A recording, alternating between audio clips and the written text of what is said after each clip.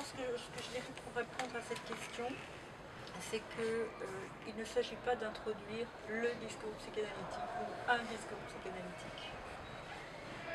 Parce qu'au sens où il y aurait un savoir déjà constitué. C'est pas du tout comme ça qu'on peut travailler avec des équipes ou avec des gens qui travaillent auprès des enfants. Parce qu'on va travailler avec l'inconscient, et donc avec quelque chose qui n'est pas déjà là.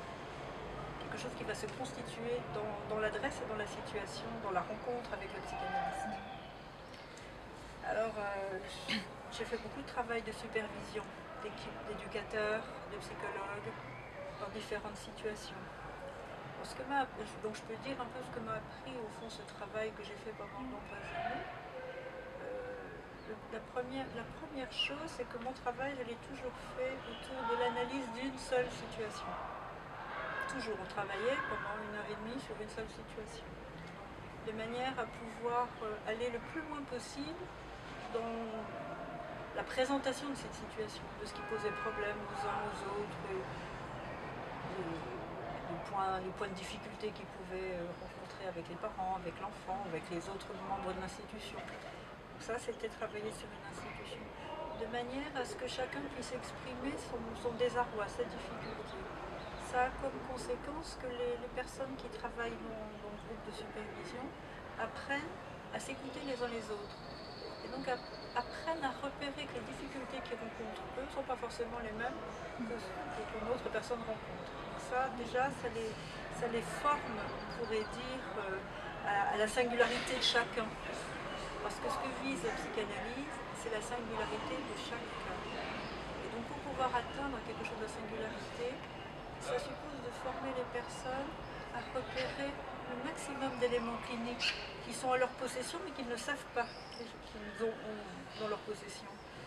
Les petites observations qu'ils ont pu faire, les phrases qu'ils ont entendues dont ils ne savent pas quoi faire, enfin toutes ces petites choses-là. Donc c'est tout un travail de, comment je dirais ça, d'apprendre à ouvrir son attention et son observation, parce qu'avec les enfants, il y a beaucoup de choses à observer, pas seulement entendre, mais aussi à observer. Donc ça, c'est un travail qui peut se faire, c'est ça que fait l'analyste au fond, hein. Il ne s'agit pas d'avoir un savoir préétabli, mais d'apprendre aux personnes à repérer, dans le travail de tous les jours, les éléments qui vont pouvoir orienter leur conduite après. Alors on travaille aussi à partir des lapsus, des oublis, quand ils ne se souviennent plus, s'il y a un petit frère, un grand frère, si c'était il y a longtemps que la mère est partie. Donc tous ces éléments, avec ça on va pouvoir travailler, parce que ça nous donne une idée, à moi mais au groupe aussi, des effets de contre-transfert, des effets transférentiels qui sont provoqués par la situation. Et c'est là-dessus qu'on va pouvoir travailler. Voilà un peu comment moi je travaille. Alors j'ai fait des supervisions, ça je peux aussi un peu en dire 2 mots. Ce qu'on appelle en France les points rencontres, c'est-à-dire quand les enfants sont séparés de leurs parents pour des questions de maltraitance en général, ils ont l'occasion de rencontrer les parents dans un lieu protégé où il y a des psychologues et des éducateurs. Ils rencontrent les parents 1 heure ou 2 heures pour passer un peu de temps avec eux. Et là, on s'est rendu compte que les parents très maltraitants pouvaient aussi être maltraitants dans la rencontre. Et donc là, j'apprenais au fond aux éducateurs à repérer tous les signes cliniques que pouvait manifester un enfant dans le malaise, dans la rencontre avec les parents, et aussi comment les parents pouvaient envahir, par exemple, la situation. Et pouvoir après décider, définir comment on pourrait faire pour que l'enfant ne soit pas trop mis à mal par la rencontre, par exemple.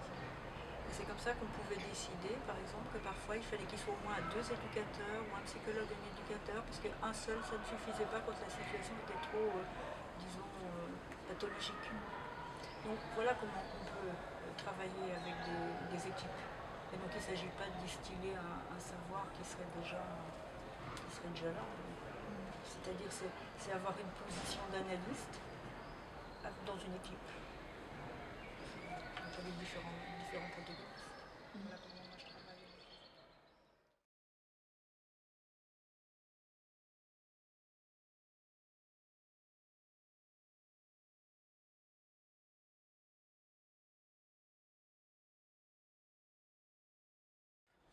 une question qui supposerait un dialogue. Un dialogue, parce qu'il n'y a pas de devoir. Évidemment, ça va dépendre de chaque situation, de chaque institution. Il faut d'abord s'interroger sur la mission de l'institution. Et donc c'est par un travail de réflexion sur la mission de l'institution qu'on va pouvoir savoir quoi faire avec les parents et avec les enfants. Parce que si la mission consiste justement à aider les parents à mieux saisir les difficultés de leur enfant, on va faire un travail d'écoute des parents, d'écoute des enfants. Et s'il s'agit de protéger l'enfant du fait, par exemple, de mauvais traitements, la mission ne va pas du tout être la même. Elle va consister au maximum à protéger les enfants. Donc, en fonction de l'institution, évidemment, les missions ne sont pas les mêmes. Donc là aussi, hein, ça supposerait des nuances à savoir au fond. En tout cas, on ne peut pas savoir par avance. Il n'y a pas à dire, à prendre une orientation plutôt qu'une autre. On n'a pas à donner des dictats sur ce qu'il faut faire quand on rencontre les parents et les enfants. À chaque situation, c'est à chaque fois quelque chose de nouveau. Et ça suppose justement, parce que je crois que c'est ça le plus important, c'est que on n'a affaire qu'à des cas singuliers. Ce ne sera jamais pareil d'un cas à l'autre.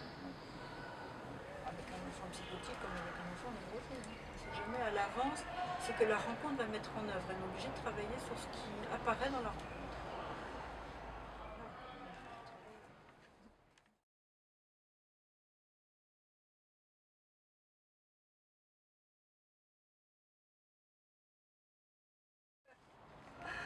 Alors évidemment, la catégorie de l'utile, ça ne s'applique pas du tout à la psychanalyse. Voilà bien un terme qui ne va pas, qui est antinomique avec la psychanalyse.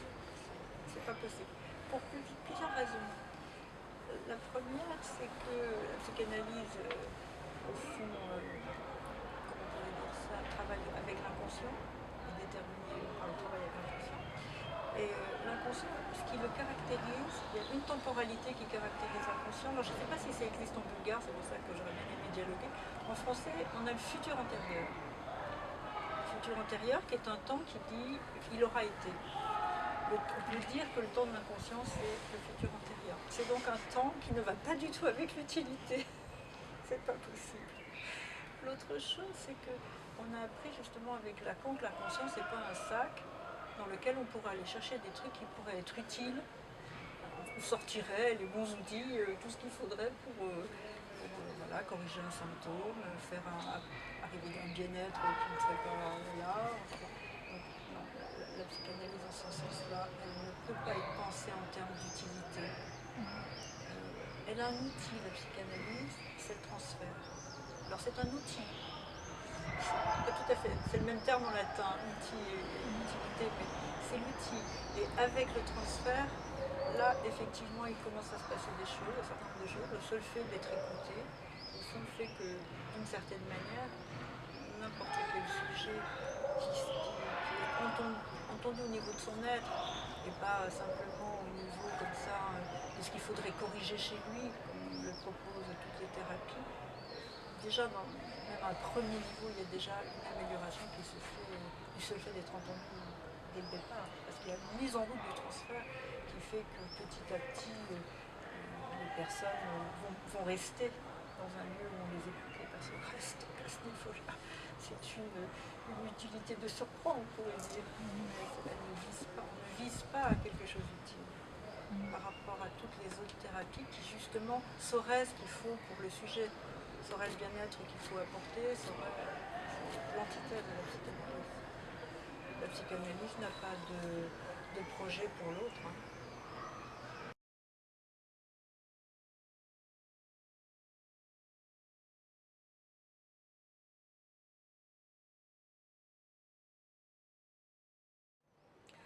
Alors Jacques Lacan, c'est un médecin psychiatre français qui est né au début du siècle et qui est mort en 1981.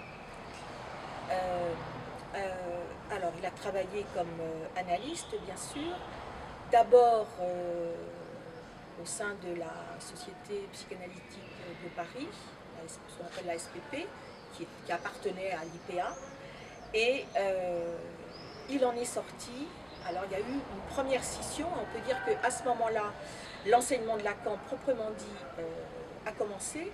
Il en est sorti sur des critères extrêmement précis qui sont un combat autour de la Lion-analyse, tel que Freud l'avait proposé, dans la mesure où, à la SPP, à ce moment-là, il y avait l'idée que seuls les médecins pourraient être psychanalystes. Or, pour Lacan, la psychanalyse n'a, et pour Freud, comme pour Freud, la psychanalyse n'a strictement rien à voir avec le champ médical. C'est-à-dire qu'être médecin n'est pas du tout une bonne indication pour être psychanalyste. Ça n'empêche pas que des médecins sont psychanalystes, mais ça n'a rien à voir. Dans le champ médical, le champ médical prend le patient en main et traite son symptôme. Dans la psychanalyse, je dirais plutôt que le patient se prend en charge et surtout on travaille avec le symptôme. Donc ça, c'est déjà une énorme différence. Alors, en plus, il y avait à ce moment-là vraiment une fermeture de l'inconscient chez les post-freudiens, il y avait une situation de la psychanalyse, en France, mais dans le monde aussi, qui était la psychanalyse de l'ego-psychologie, qui fait qu'une psychanalyse conduisait à grossir le moi, donc la fonction imaginaire, hein, plutôt que à faire que la personne, au fond c'est une psychanalyse adaptative, on peut dire. Et donc le travail de Lacan était vraiment ce qu'il appelle son retour à Freud, de revenir au concept freudien et à la pratique freudienne, au tranchant de la pratique freudienne, en disant qu'en effet une pratique ne pouvait pas aller sans aussi une théorie. Hein. Il y a une pratique théorique, si on peut dire. Hein. Il faut avoir quand même, ça ne veut pas dire qu'on applique justement une théorie, au contraire, mais pour pouvoir pratiquer la psychanalyse, il faut quand même avoir une théorie en tête, enfin l'oublier au moment de la pratique, mais connaître très bien, avoir travaillé la question de la théorie. Donc son idée, ça a été il a créé à ce moment-là sa propre école. Il a créé sa propre école et donc son idée, ça a été de revenir hein, vraiment au fondement de la psychanalyse en disant que les fondements de la psychanalyse, c'est dans le langage. Nous sommes des êtres de langage.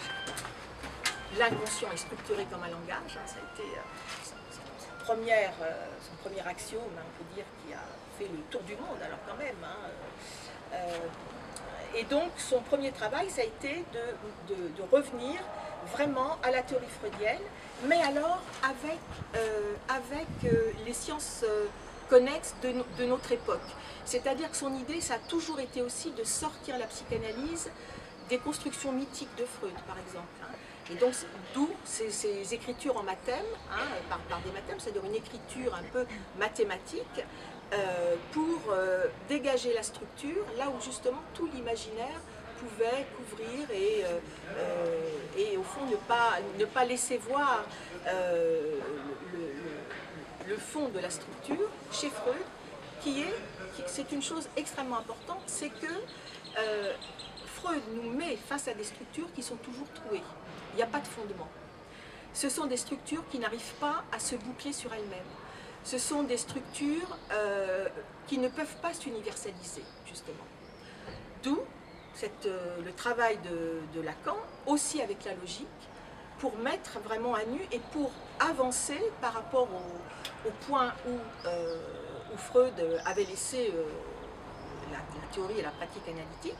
Et ça a toujours été le travail de Freud. Il est toujours parti des points d'achoppement de Freud pour faire le pas suivant. De Lacan. Oui, Lacan est toujours parti du point d'achoppement dans la théorie de Freud pour faire justement le pas suivant. Alors, il s'agissait aussi de ramener la question de la sexualité, qui avait totalement disparu du champ de la psychanalyse, donc évidemment... alors voilà, alors le travail de Lacan, il est parti de ce retour à Freud, et puis ensuite... alors il a réhabilité par exemple l'Oedipe dans le champ de la psychanalyse, là où les théoriciens de la relation d'objet avaient mis la mère. Lui, il a ramené évidemment la question du père avec toute la dimension symptomatique, on sait bien qu'il travaille les humains, Donc ça a été, on peut dire, son premier travail, hein, enfin l'un de ses premiers travaux, au moment où il a vraiment commencé son enseignement à proprement parler.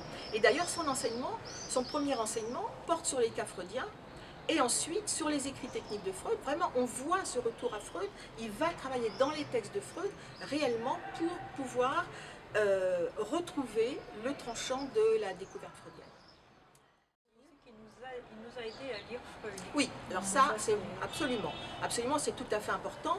C'est que aujourd'hui, lire Freud sans Lacan, enfin, je veux dire, on lit Freud après Lacan aujourd'hui. C'est voilà, c'est comme ça que. Et en tout cas, enfin, je crois que, je ne sais pas, vous dites qu'il n'est pas très connu en Bulgarie, Lacan. Je pense qu'il est quand même connu de tous les psychanalystes, même bulgares. Parce qu'aujourd'hui, toute la psychanalyse est lacanienne. Même ceux qui ne font pas référence à Lacan, ils lisent Lacan. Ils sont venus à Lacan. Alors oui, il y a eu aussi la fameuse querelle autour des séances courtes. Les reproches qu'on a fait à Lacan, alors on appelle ça séance courte.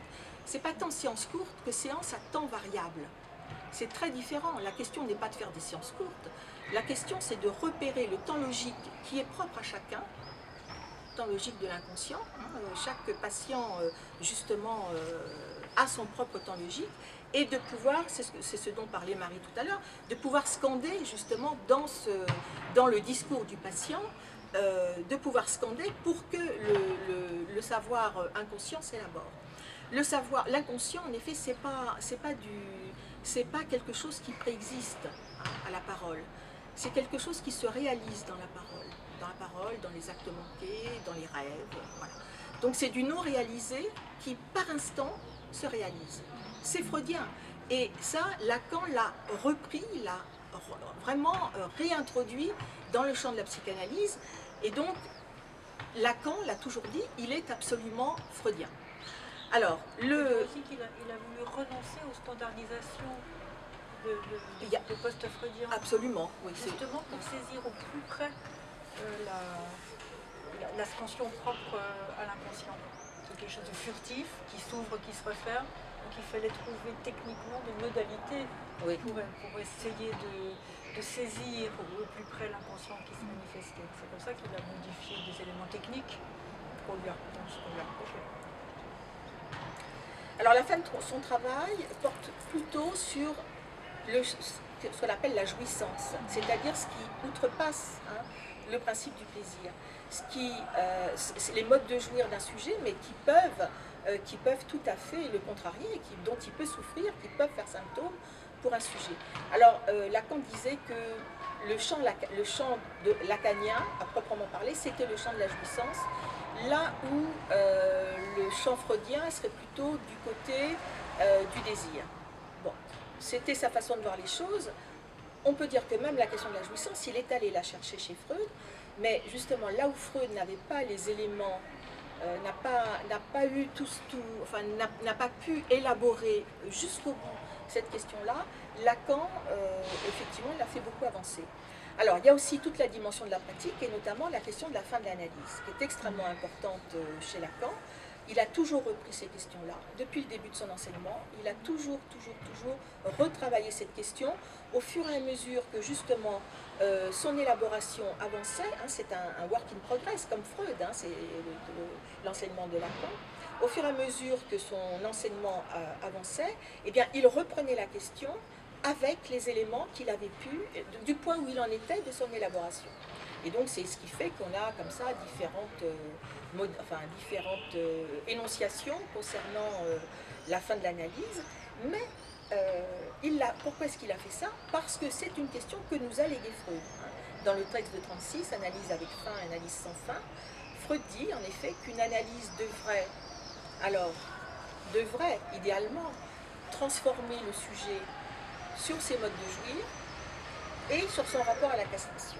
C'est les deux points qu'il laisse, et il dit que lui, là, il achoppe, mais il dit que c'est son achoppement à lui, et qu'on ne sait pas à quel moment, que plus tard, peut-être, quelqu'un pourra trouver des issues, des solutions, précisément pour sortir de l'Oedipe. On va en parler tout à l'heure de l'Oedipe, mais voilà. Alors, Lacan a toujours repris cette question-là, et il a donné en effet une issue, là où il y avait un point d'achoppement chez Freud. Alors on va en parler dans les questions suivantes, je pense. Alors le lacanisme, c'est quoi? C'est tous les gens qui se revendiquent de Lacan. Alors ça fait quand même beaucoup de monde de par le monde. Hein. Lacan est quand même considéré comme l'un des grands penseurs du XXe siècle. C'est avec Lévi-Strauss, Sartre et Freud. Hein. Il fait partie vraiment, il est au sommet dans le monde entier. Hein. Donc je pense en Bulgarie aussi. Voilà. Tu peux sans doute, on pourrait en parler pendant des heures de Lacan. Hein.